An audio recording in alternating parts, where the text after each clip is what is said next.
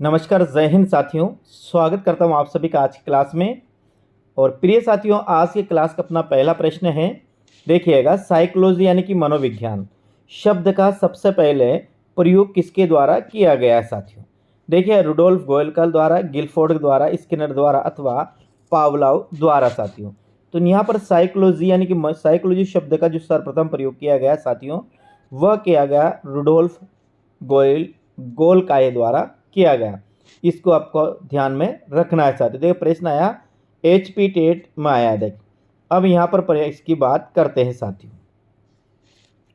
मनोविज्ञान यानी साइकोलॉजी शब्द का सबसे पहले प्रयोग जर्मन दार्शनिक रुडोल्फ गोलकाय द्वारा किया गया और 1590 में रुडोल्फ गोलकाय ने अपनी पुस्तक, जिस पुस्तक का नाम है साइकोलॉजिया, में सर्वप्रथम साइकोलॉजी शब्द का प्रयोग किया।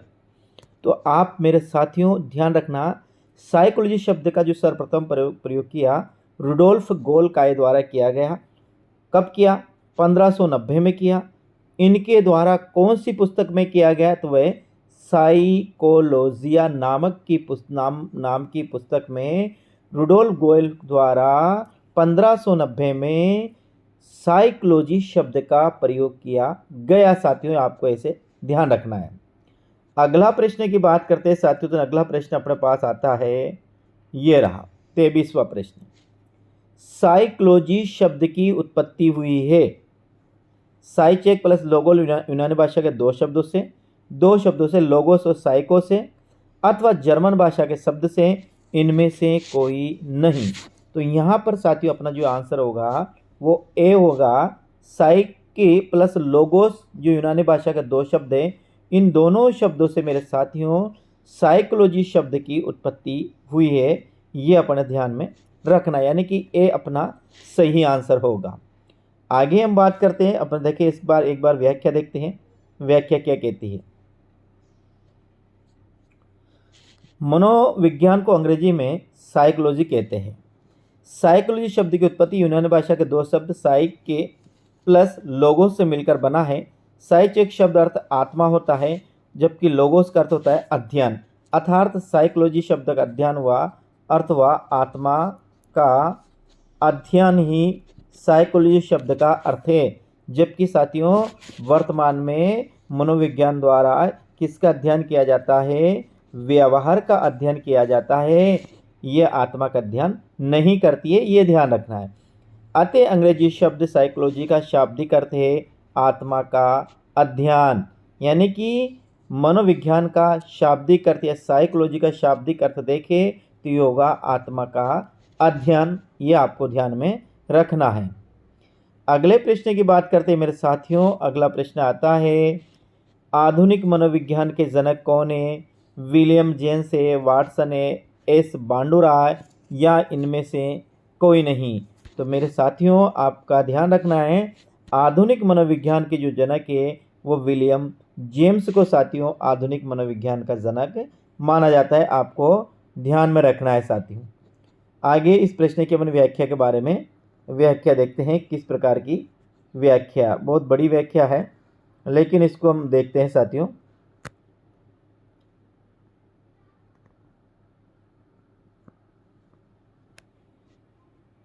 देखिएगा क्या कहती है ये व्याख्या। विलियम जेम्स जो एक अमेरिकी दार्शनिक एवं मनोवैज्ञानिक थे, इन्होंने मनोविज्ञान को दर्शन शास्त्र से पृथक किया था, इसलिए इन्हें मनोविज्ञान तथा आधुनिक मनोविज्ञान का जनक माना जाता है। जेम्स ने प्रिंसिपल ऑफ साइकोलॉजी पुस्तक लिखी है। याद रखना, विलियम जेम्स की प्रिंसिपल ऑफ साइकोलॉजी किसकी पुस्तक है? तो विलियम जेम्स की जो पुस्तक है साथियों उसका नाम है प्रिंसिपल ऑफ साइकोलॉजी। किसकी पुस्तक है? विलियम जेम्स की पुस्तक है। ये आपको ध्यान में रखना है। विलियम जेम्स की पुस्तक किसकी है? तो प्रिंसिपल ऑफ साइकोलॉजी। ध्यान रखिएगा, कौन सी पुस्तक? प्रिंसिपल ऑफ साइकोलॉजी किसकी पुस्तक है? तो ये विलियम जेम्स की पुस्तक है मेरे साथियों, आपको ध्यान में रखना है। विलियम जेम्स ने मानव के अध्ययन के लिए प्रकार्यवादी उपागम का विकास किया। प्रकार्यवादियों ने इस बात पर ध्यान केंद्रित किया है कि व्यवहार लोगों को अपनी आवश्यकता पूर्ति करने के योग्य कैसे बनाता है। जेम्स के अनुसार वातावरण से अंत्यक्रिया करने वाली मानसिक प्रक्रिया की एक सतत धारा के रूप में चेतना को मनोविज्ञान का रूप मूल स्वरूप स्थापित करता है। आपको बस ये ध्यान रखना है, आधुनिक मनोविज्ञान का जनक कौन है? तो विलियम जेम्स आधुनिक मनोविज्ञान का जनक है। और विलियम जेम्स की जो पुस्तक है उसका नाम भी आपको ध्यान रखना है, प्रिंसिपल ऑफ साइकोलॉजी। यह भी आपको ध्यान में रखना है साथियों। आगे हम बात करते हैं। अपना प्रश्न आता है 25वां प्रश्न। शिक्षा मनोविज्ञान शिक्षा का विज्ञान है, ये परिभाषा किसके द्वारा दी गई है? आपको आंसर देना है। शिक्षा मनोविज्ञान शिक्षा का विज्ञान है, ये परिभाषा किसके द्वारा दी गई है? B.F. स्किनर, क्रो एंड करो, R.B. केटल अथवा E.M. पील। तो यहाँ पर यदि बात करते हैं साथियों कि शिक्षा मनोविज्ञान को शिक्षा का विज्ञान किसने कहा, तो अपना आंसर होगा डी, यानी कि I.A. पील ने शिक्षा मनोविज्ञान को शिक्षा का विज्ञान कहा, यानी डी अपना आंसर होगा। देखिए हम इसकी व्याख्या की बात करते हैं साथियों, तो ये अपनी व्याख्या रही साथियों।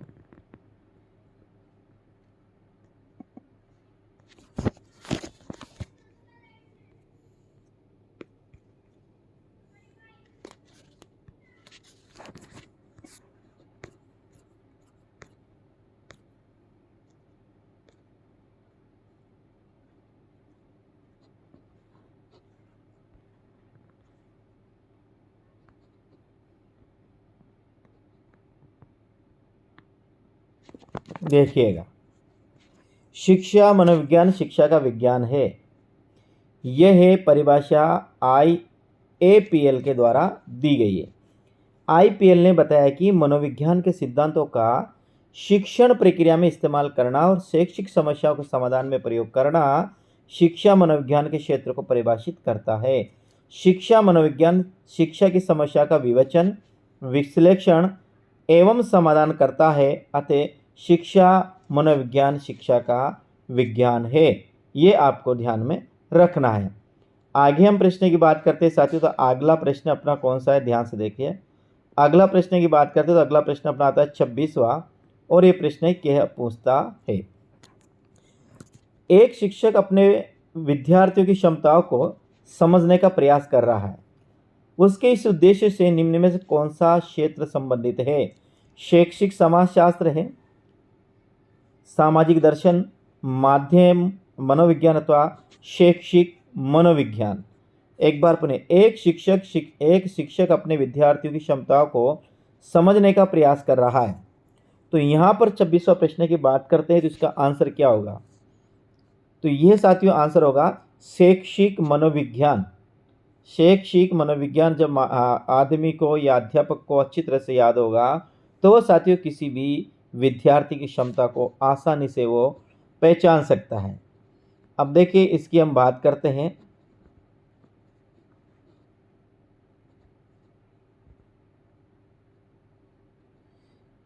ये रही साथियों इसकी हम व्याख्या।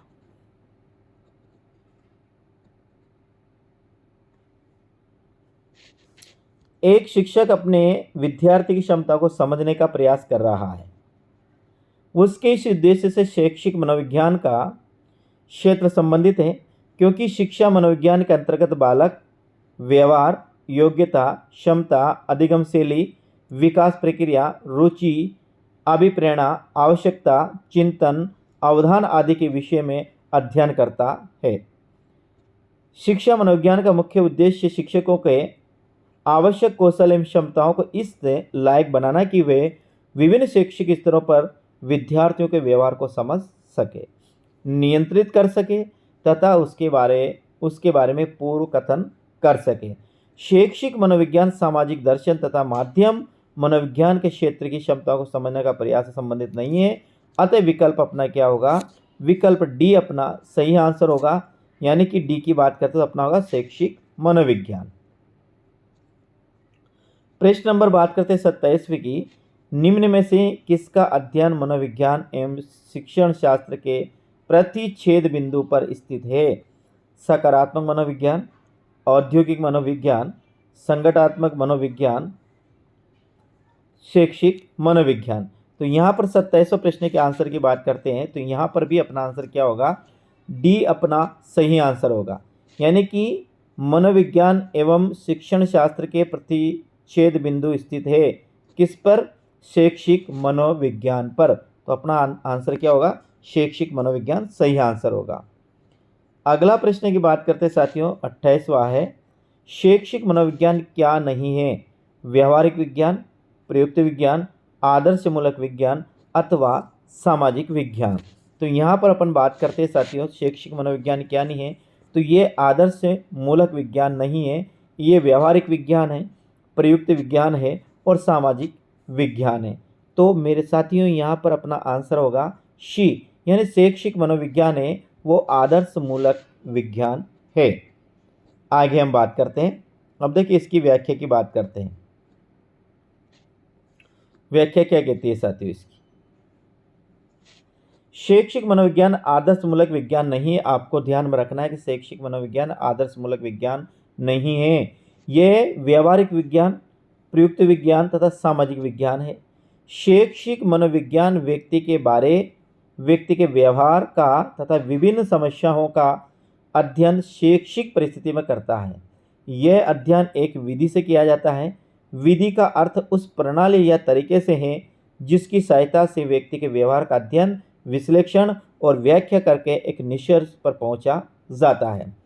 शैक्षिक मनोविज्ञान भी अपनी विभिन्न परिस्थितियों का अध्ययन एवं समाधान करने के लिए वैज्ञानिक विधि का प्रयोग करता है, परंतु शिक्षा मनोविज्ञान में किसी पदार्थ विज्ञान की भांति अध्ययन की वैज्ञानिक प्रणाली की कठोरता से लागू नहीं किया जा सकता, क्योंकि यहाँ अध्ययन की वस्तु जीवित जीवधारियों शिक्षार्थियों का शैक्षिक व्यवहार है। इसलिए आपको ध्यान रखना है शैक्षिक मनोविज्ञान क्या नहीं है, तो ये साथियों आदर्श से मूलक विज्ञान नहीं है, बाकी साथियों व्यवहारिक विज्ञान है, प्रयुक्त विज्ञान है और सामाजिक विज्ञान है। अगला प्रश्न की बात करते हैं। प्रश्न अपना अगला आता है साथियों, वो आता है 29वां प्रश्न। क्या पूछता है, ध्यान से देखिए। सभी प्रश्न साथियों कहीं न कहीं पूछे गए प्रश्न हैं, उन्हीं प्रश्नों को अपन यहाँ पर अध्ययन प्रश्नों का अपन अध्ययन कर रहे हैं। देखिएगा, व्यवहार की व्याख्या में सूचना प्रक्रम को आधार बनाया है। संज्ञानात्मकवाद, व्यवहारवाद में, मानवतावाद में अथवा मनोविश्लेषणात्मक वाद में। इसे व्यवहार की व्याख्या में सूचना प्रक्रम को आधार बनाया है। किसने बनाया है उसका अपन को ध्यान में देना है। तो व्यवहार की व्याख्या में सूचना प्रक्रम को आधार बनाना है संज्ञानात्मकवाद ने बनाया है। व्यवहार की व्याख्या में सूचना प्रक्रम को जो आधार बनाया वो किसने बनाया, वो बनाया संज्ञानात्मकतावाद ने बनाया साथियों, यानी ए अपना सही आंसर होगा। अब देखिए यहाँ पढ़ते हैं संज्ञानात्मक क्या है। संज्ञानात्मकता के भीतर एक विशेष रूप से प्रभावशाली वर्तमान सूचना प्रसंस्करण प्रक्रम का सिद्धांत रहा, जो मानव मन की तुलना कंप्यूटर के साथ विस्तृत मॉडल से करता है। यानी कि मानव मन को ये कंप्यूटर से भी विस्तृत मानता है, जो संज्ञानात्मक प्रक्रियाओं के कामकाज की व्याख्या करते हैं और वे व्यवहार का निर्धारण कैसे करते हैं। सूचना प्रक्रम का सिद्धांत मनोवैज्ञानिक मॉडलों का एक समूह है। एक क्षेत्रीय प्रोफेसर के रूप में मानव को गर्भधारण करना, जानकारी या इनपुट अपने वातावरण से प्राप्त करते हैं साथियों। तो इस पर आंसर का याद रखना है आपको कि व्यवहार की व्याख्या में सूचना प्रक्रम को आधार बनाया है, तो ये बनाया साथियों संज्ञानात्मक वाद ने बनाया है। अगले प्रश्न की बात करते हैं साथियों, तो अपना अगला प्रश्न कौन सा है। मानवतावाद बल देता है, किस पर देता है, अचेतन को, वातावरण को, सो को यानी और इदम को, यानी किसमें मानवतावाद किसमें बल देता है। तो साथियों ध्यान रखना, मानवतावाद है जो सो को बल देता है, ना तो वह अचेतन को देता है, ना वातावरण को देता है, ना वो इदम को देता है। ये अपन को ध्यान में रखना है। अब इसकी व्याख्या की बात करते हैं साथियों, देखिएगा व्याख्या कैसी है।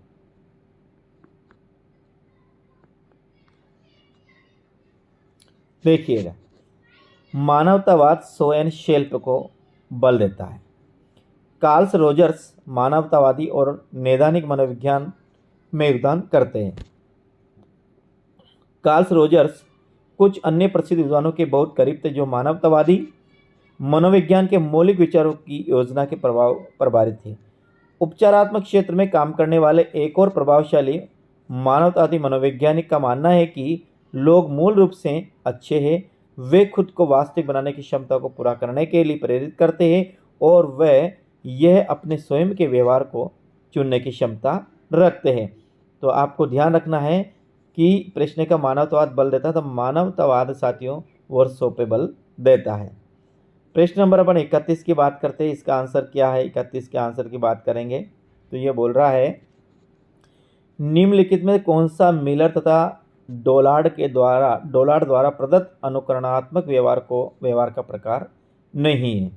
निम्नलिखित में से कौन सा, एक तो नाम सुना है आपको मिलर और एक डोलार्ड द्वारा प्रदत्त अनुकरणात्मक व्यवहार का प्रकार नहीं है? समान व्यवहार, सह संबंधात्मक व्यवहार, प्रतिलिपि व्यवहार और सुसम्मिलित आश्रय व्यवहार साथियों। तो यहाँ पर अपन बात करते हैं 31वां प्रश्न की, तो अपना आंसर होगा सह संबंधात्मक व्यवहार। क्या होगा? सह संबंधात्मक व्यवहार। और ये साथियों देखो सभी प्रश्न किसी न किसी कहीं न कहीं आए हैं, वह प्रश्न है। अब देखिए, सह संबंधात्मक व्यवहार मिलर तथा डोलार्ड के द्वारा प्रदत्त अनुकरणात्मक व्यवहार का प्रकार नहीं है। बेसिक के अनुसार सह संबंध का अभिप्राय है आंकड़ों के दो या दो से अधिक विभिन्न समूह की तुलना, जिससे उनके संबंध को जाना जा सके और उस संबंध की मात्रा को अंकात्मक व्यक्त किया जा सके, उसे ही क्या कहते हैं साथियों? उसे सह संबंध कहा जाता है। मन के अनुसार सह संबंध दो चरों के बीच सन्निकटता के स्तर का एक सांख्यिकी क्या है? मापन है साथियों, ध्यान रखना। प्रश्न नंबर अपना आता है,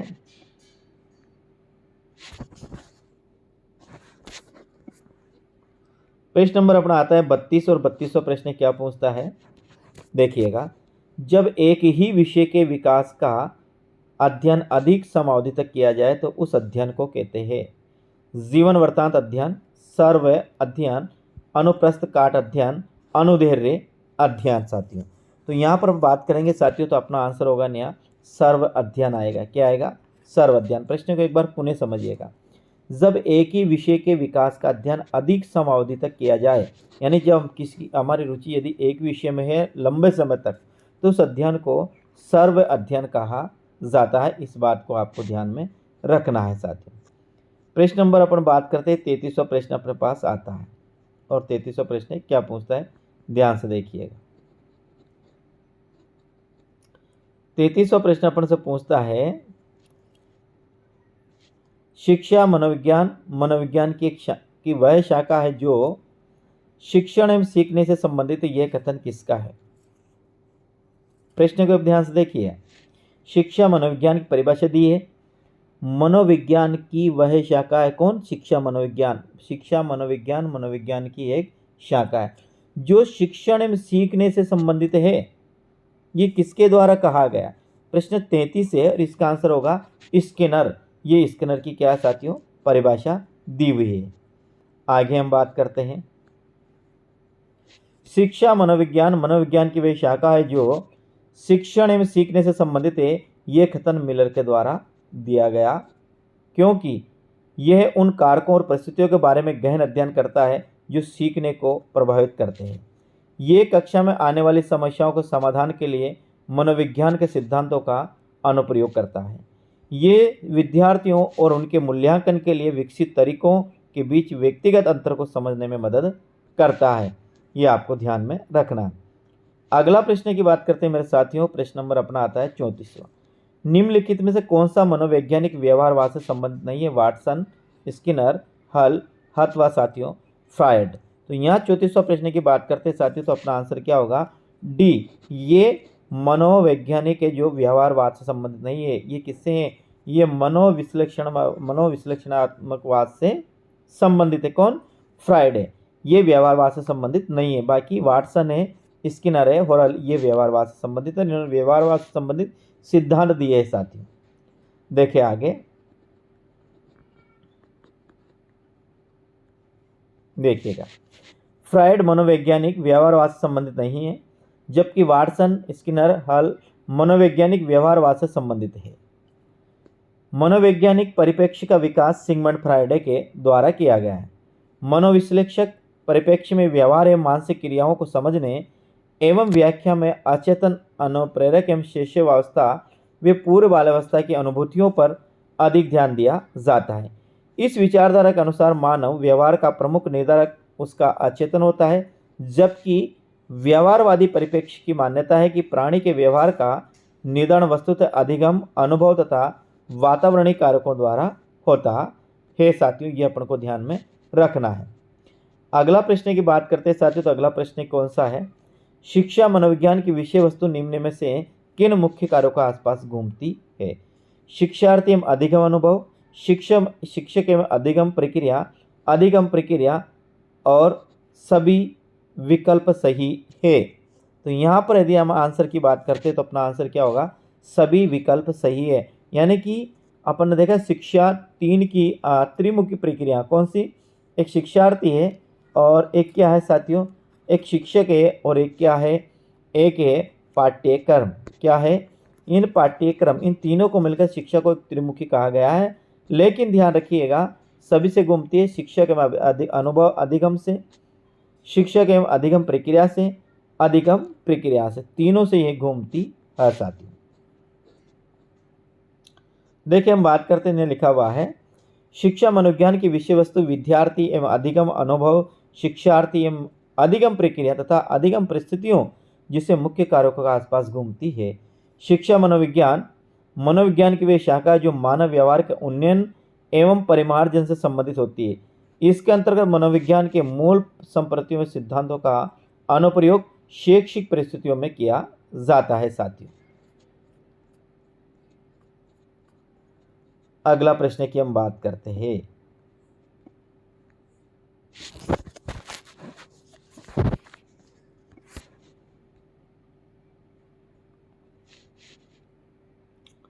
अगला प्रश्न क्या पूछता है? 36वां प्रश्न है, शिक्षा मनोविज्ञान का अध्ययन अध्यापक को इसलिए करना चाहिए, क्यों करना चाहिए बताइएगा? इससे शिक्षक को आत्मसंतुष्टि मिलती है, इससे वे दूसरों को प्रभावित कर सके, इससे वे अपनी परीक्षा में प्रथम आ सके, इसकी सहायता से शिक्षण को अधिक प्रभावशाली बना सके। ये बिल्कुल सही है साथियों। क्या है? डी इसका सही आंसर होगा। आगे देखिए, अब देखो आगे इसके बारे में बहुत अच्छी तरह से समझा रखा है, उसके बारे में हम देखते हैं साथियों। देखिए क्या कहता है।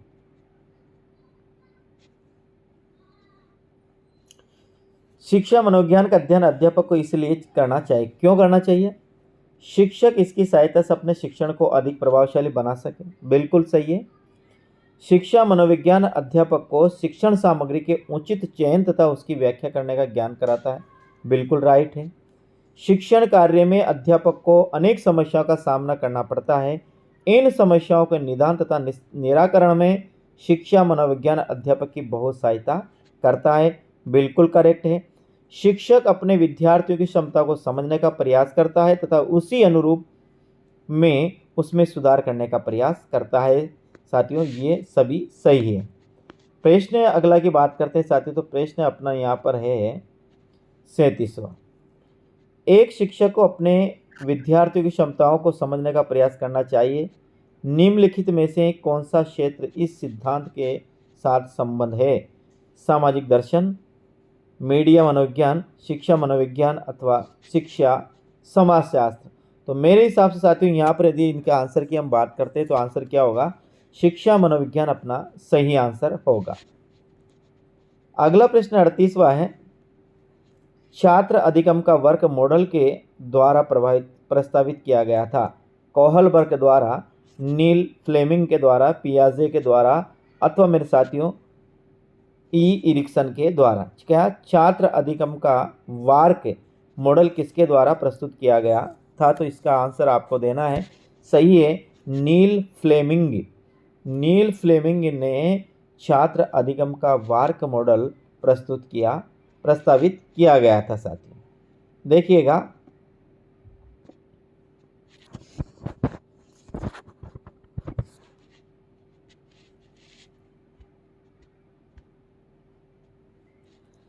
छात्र अधिगम वर्ग का मॉडल नील फ्लेमिंग द्वारा प्रस्तावित किया गया था। वार्म न्यूरो लैंग्वेज प्रोग्रामिंग का विस्तारित रूप है। वार्म मॉडल 1987 में लिंकन विश्वविद्यालय में किया गया शोध कार्य के माध्यम से लॉन्च किया गया था साथियों। प्रश्न नंबर अपन बात करते हैं 29 का। शिक्षा मनोविज्ञान की उत्पत्ति का वर्ष कौन सा माना गया है? इसका आपको सही आंसर देना है। तो ये होगा अपना 1947, 1920, 1940 या 1900। तो अपना आंसर होगा 1900 शिक्षा मनोविज्ञान की उत्पत्ति का वर्ष माना जाता है साथियों। जैसे देखिएगा, अब यह देखिए इसकी व्याख्या की हम बात करते हैं। अच्छी व्याख्या, ध्यान से देखिए। शिक्षा मनोविज्ञान की उत्पत्ति का वर्ष 1900 माना जाता है। शिक्षा मनोविज्ञान का औपचारिक आरंभ आधुनिक काल में वर्ष 1889 में जी स्टेन हॉल के प्रयासों को माना जाता है। स्टेन हॉल को बाल मनोविज्ञान का अन्वेषक भी कहा जाता है, यह भी याद रखना। स्टेनले हॉल को बाल मनोविज्ञान का अन्वेषक भी कहा जाता है। बाल मनोविज्ञान का अन्वेषक किसे कहा जाता है? थांडाई द्वारा स्थापित कोलंबिया विश्वविद्यालय सन 90 में शिक्षक प्रशिक्षण महाविद्यालय स्थापित होने के फलस्वरूप शिक्षा मनोविज्ञान के अध्ययन को दृढ़ता मिली एवं शिक्षा मनोविज्ञान की स्वतंत्र रूप से अध्ययन करने का सिलसिला यहीं से शुरू हुआ था। शिक्षा मनोविज्ञान का जनक थांडाई को माना जाता है। याद रखना, शिक्षा मनोविज्ञान का जनक किसे माना जाता है? शिक्षा मनोविज्ञान का जनक थांडाई को माना जाता है साथियों। ये अपन को ध्यान में रखना है। प्रश्न नंबर अपन बात करते हैं। अपना प्रश्न आता है 40वां प्रश्न है और क्या बोलता है, ध्यान से देखिए। 40वां प्रश्न, शिक्षा मनोविज्ञान का संबंध किससे नहीं है? मानव व्यवहार का अध्ययन से, मानसिक प्रक्रिया का अध्ययन से, सीखने के तरीकों का अध्ययन से, संचार माध्यम के अध्ययन से। यानी शिक्षा मनोविज्ञान का इसमें किससे संबंध नहीं है? तो आपको ध्यान रखना है डी अपना सही आंसर, यानी इससे संबंध नहीं है। बाकी इससे संबंध है, इससे संबंध और इससे संबंध है। तीनों से ही शिक्षा मनोविज्ञान का क्या है साथियों? संबंध है। अगला प्रश्न की बात करते हैं। प्रश्न अगला आता है, अब इसकी व्याख्या देखें। व्याख्या क्या है देखिएगा। शिक्षा मनोविज्ञान का संबंध संचार माध्यमों का अध्ययन से नहीं है। शिक्षा मनोविज्ञान मनोविज्ञान की वह शाखा है जो शिक्षा का मनोवैज्ञानिक रूप अध्ययन कराती है। इसका संबंध मानव के व्यवहार से है। ध्यान रखना, मानव के व्यवहार से है, मानसिक क्रियाओं से, सीखने के तरीकों से, व्यक्ति और समायोजन, व्यक्तिगत विभिन्नता, पाठ्यक्रम निर्माण, अध्ययन विधियाँ, मापन एवं मूल्यांकन आदि से संबंधित है। जबकि संचार माध्यमों का अध्ययन सूचना एवं संचार प्रौद्योगिकी के अंतर्गत आता है। यह आपको ध्यान में रखना है। प्रश्न नंबर अपन बात करते हैं 41वां कि निम्नलिखित में कौन शिक्षा मनोविज्ञान की प्रकृति है? कला विज्ञान, विधात्मक विज्ञान, उपरोक्त में से कोई नहीं। बात करें 41वां प्रश्न की साथियों, तो यहाँ पर अपना 41 प्रश्न का आंसर होगा शी होगा विधानात्मक विज्ञान। यानी कि कौन शिक्षा मनोविज्ञान की प्रकृति है? तो ये है विधात्मक विज्ञान। ये इसकी प्रकृति है साथियों, किसकी? शिक्षा मनोविज्ञान की। अब देखिए इसके बारे में और आगे हम जानकारी प्राप्त करते हैं। क्या लिख रखा है, ध्यान से देखिए। विधात्मक विज्ञान शिक्षा मनोविज्ञान की प्रकृति है। शिक्षा मनोविज्ञान ने पूर्ण रूप से कला है, नहीं पूर्ण रूप से विज्ञान, बल्कि ये कला और विज्ञान दोनों है। शिक्षक अपने कला और कौशल से अध्यापक को अध्ययन के प्रति रुचि उत्पन्न करता है तथा बालक अपनी रुचि, अभिप्रेरणा, आवश्यकता, अधिगम प्रक्रिया में भाग लेता है। इसलिए इसे विधात्मक विज्ञान कहा गया है साथियों, आपको ध्यान में रखना है। प्रश्न नंबर 42 की बात करते हैं। प्रश्न नंबर 42वां क्या बोलता है? शिक्षा मनोविज्ञान की दृष्टि से निम्नलिखित में से कौन सा कथन सत्य है? बच्चे अपने ज्ञान को स्वयं सर्जन करते हैं। विद्यालय में आने से पहले बच्चों को कोई पूर्व ज्ञान नहीं होता है। अधिगम प्रक्रिया में बच्चों को कष्ट होता है। बच्चे यथावत सीखते हैं जो उन्हें पढ़ाया जाता है। तो यहाँ पर 42वें प्रश्न की बात करते हैं साथियों। 42वां अपना है वह है बच्चे अपने ज्ञान को स्वयं सर्जन करते हैं। ये अपने 42 प्रश्न का निम्नलिखित कौन सा कथन सत्य है? तो यही साथियों सत्य है। अब देखो यहाँ क्या लिख रखा है। शिक्षा मनोविज्ञान की दृष्टि से बच्चे अपने ज्ञान का स्वयं सर्जन स्वयं करते हैं, अर्थात बच्चों को सिखाने के लिए मात्र अधिगम परिस्थिति की उपस्थिति आवश्यक होती है तथा उन्हें अधिगम के लिए प्रोत्साहन करने की आवश्यकता होती है, जिससे बच्चे स्वयं सक्रिय सहभागिता द्वारा अधिगम कर अनुभव करता है। यानी कि बच्चों को बस सिखाने की आवश्यकता है, बाकी वो अपना आप अधिगम कर लेंगे। 1882 में किस मनोवैज्ञानिक द्वारा लंदन में मानवीय विशेषताओं का अध्ययन करने के लिए प्रयोगशाला का निर्माण किया? केटल, गाल्टन, अल्फ्रेड विने अथवा वुडवर्ड। तो यहाँ पर हम अध्ययन बात करते हैं, आंसर की बात करते हैं, तो अपना होगा अल्फ्रेड विने ने साथियों 1882 में मनोवैज्ञानिक द्वारा लंदन में मानवीय विशेषताओं का अध्ययन करने के लिए एक प्रयोगशाला का निर्माण किया गया था। और किसने किया था? अल्फ्रेड विने द्वारा किया गया था। देखिए, अल्फ्रेड विने लंदन में मानवीय विशेषताओं का अध्ययन करने के लिए प्रयोगशाला का निर्माण किया था। प्रश्न नंबर 44 की बात करते हैं, बिहार टेट में आया है साथियों ये। शिक्षा मनोविज्ञान का अध्ययन अध्यापक इसलिए करना चाहिए, क्यों? तो यहाँ पर अपना आंसर होगा इसकी सहायता से वह अपने शिक्षण को प्रभावशाली बना सके। यानी कि डी अपना यहाँ पर कहीं होगा, सही आंसर होगा साथियों, डी आपको ध्यान में रखना है। प्रश्न अपना अगला जो प्रश्न आता है अपना, वो आता है 45वां प्रश्न। कौन सा प्रश्न आता है? 45वां प्रश्न समाप्त हुआ। 44वां अगला प्रश्न आता है, वो आता है साथियों 45वां प्रश्न। क्या पूछ रहा है? निम्न में कौन सी शिक्षा मनोविज्ञान की सर्वाधिक व्यक्तिनिष्ठ विधि है?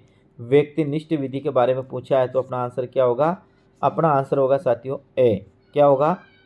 हाँ, अपना सही आंसर होगा ए, अंतर्दर्शन विधि सर्वाधिक साथियों व्यक्तिनिष्ठ विधि मानी जाती है।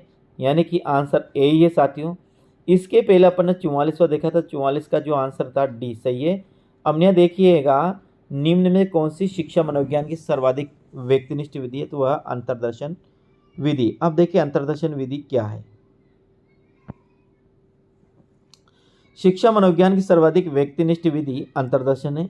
इस विधि का प्रतिपादन विलियम वुंट तथा उनके शिष्य टिचनर ने किया था। विलियम वुंट तथा टिचनर ने साथियों इस विधि का प्रयोग किया गया था। किसका? अंतर्दर्शन विधि का। अंतर्दर्शन विधि में मनोवैज्ञानिक अपने ही भावों, अनुभवों, व्यवहारों, संवेगों आदि का अंतःन निरीक्षण करके उसका विश्लेषण करते हैं और मनोवैज्ञानिक नियमों तथा सिद्धांतों का प्रतिपादन करते हैं साथियों। यानी अंतर्दर्शन विधि में क्या होता है? स्वयं अपने स्वयं के अंदर झांकना और स्वयं का अध्ययन करना। यानी कि स्वयं के द्वारा स्वयं का अध्ययन करना ही अंतर्दर्शन विधि ये आपको ध्यान में किस रखना है और किसके द्वारा दी गई है? विलियम वुंट और टिचनर के द्वारा साथियों ये विधि दी गई है। अगला है, निम्नलिखित में कौन सा विकल्प शिक्षा मनोविज्ञान की एक सीमा है? बाल विकास की विभिन्न अवस्था का ज्ञान, कक्षा की समस्याओं का समाधान, बाल केंद्रित शिक्षा और व्यक्ति की विभिन्नताओं की समस्या। तो यहाँ पर होगा साथियों बाल केंद्रित शिक्षा, यानी कि सी अपना सही आंसर होगा। इसका आंसर डी है। निम्नलिखित में से कौन सा विकल्प शिक्षा मनोविज्ञान की एक सीमा है? व्यक्ति की विभिन्नता, ये सीमा है साथियों। व्यक्ति की विभिन्नताओं की समस्या ये इसकी सीमा है। देखिए अब आगे बात करते हैं। व्यक्ति की विभिन्नताओं की समस्या शिक्षा मनोविज्ञान की एक क्या है? सीमा है। प्रश्न नंबर 47 की बात करते हैं। शिक्षा मनोविज्ञान के क्षेत्र में सबसे बड़ा योगदान क्या है? तो ये साथियों बाल केंद्रित शिक्षा। बाल केंद्रित शिक्षा, शिक्षा को जो बाल केंद्रित बनाया है ये मनोविज्ञान की ही देन है साथियों। आगे देखिएगा, मनोवैज्ञानिक शिक्षा के क्षेत्र में सबसे बड़ा योगदान है बाल केंद्रित शिक्षा के विकास में। मनोविज्ञान को द्वारा शिक्षा के क्षेत्र में एक क्रांतिकारी परिवर्तन हुआ। एनसीएफ 2005 के अनुसार शिक्षा बाल केंद्रित होनी चाहिए, जिसके परिणाम स्वरूप बालक के व्यवहार का नियंत्रण करके सकारात्मक दिशा प्रदान की जाती है तथा शिक्षण पाठ्यक्रम तथा शिक्षण कौशल छात्र के अनुकूल ही तैयार किए जाते हैं ताकि छात्र सहजतापूर्वक अधिगम कर सके साथियों। अपना प्रश्न 48वां, शिक्षा मनोविज्ञान अधिक बल देता है, किस पर देता है साथियों? तो वह देता है छात्र केंद्रित शिक्षा पर अधिक बल देता है। तो यहाँ पर अपना आंसर क्या होगा? डी अपना सही। ना तो वह शिक्षक केंद्र पर अधिक बल देता है, ना पाठ्यचर्या पर, ना विद्यालय। ये सर्वाधिक जो बल देता है यहाँ वो देता है साथियों छात्र केंद्रित शिक्षा पर। प्रश्न नंबर आता है साथियों 49, क्या बोलता है? मनोविज्ञान आरंभ में किसका अंग था? दर्शन शास्त्र का, नीति शास्त्र का, तर्कशास्त्र का, अथवा साथियों भौतिक विज्ञान का? यहाँ पर आंसर की बात करते तो मनोविज्ञान पहले साथियों दर्शन शास्त्र का एक क्या था? अंग था, और ये इसकी एक शाखा दी गई। प्रश्न कितनी बार आया? प्रश्न नंबर अगला आता है अपने साथियों 50वां प्रश्न। हाँ, इसके बारे में थोड़ा सा हम पढ़ते हैं, क्या बताता है। देखिएगा, मनोविज्ञान आरंभ में दर्शन शास्त्र का विषय हुआ करता था, इसलिए मनोविज्ञान का जन्म दर्शन शास्त्र से हुआ, और इसलिए मनोविज्ञान का आरंभ विषय आत्मा रहा है। साइकोलॉजी दो शब्दों से मिलकर बना है, साइ के बदले लोगोस से। साइच एक अर्थ होता है साथियों आत्मा, और लोगोस का अर्थ होता है अध्ययन होता है। अतः अंग्रेजी शब्द साइकोलॉजी का शाब्दिक अर्थ हुआ आत्मा का अध्ययन। वुडवर्ड के अनुसार मनोविज्ञान ने पहले आत्मा का त्याग किया, जिसके समर्थक अरस्तु, प्लेटो, सुकरात थे। फिर मन का त्याग किया, जिसके समर्थक रूसो, कार्ल हॉब्स है। फिर चेतना का त्याग किया, जिसके समर्थक विलियम जेम्स हुंट है। और अंत में मनोविज्ञान का विकास व्यवहार का विज्ञान बना, जिसके समर्थन जेबी, वाटसन, स्किनर, वुडवर्ड और थॉर्नडाइक है साथियों। यह आपको ध्यान में रखना है। प्रश्न नंबर 50वां की बात करते हैं साथियों, तो पारिस्थितिकी प्रणाली सिद्धांत जो मूल रूप से वुरी ब्रोफेर ब्रेनर द्वारा तैयार किया गया है, 4 प्रकार के नेशनल पर्यावरण समस्याओं को निर्दिष्ट करता है, जिन्हें कहा जाता है साथियों, जिन्हें क्या कहा जाता है? 50वां प्रश्न की बात करते हैं, जिन्हें कहा जाता है मानव पारिस्थितिकी। ये आता है MP टेट 2000 का प्रश्न आया, 2019 में साथियों ये प्रश्न आया हुआ है। तो ये आज के अपन ने 30 प्रश्न देखे, कैसे लगे साथियों कमेंट के माध्यम से जरूर बताइए चाहिए, और चैनल के पहली बार तो चैनल को जरूर सब्सक्राइब करिएगा। तो जय हिंद, वंदे मातरम प्यारे साथियों। कल फिर मिलते हैं अगले क्लास में। राम राम साथियों।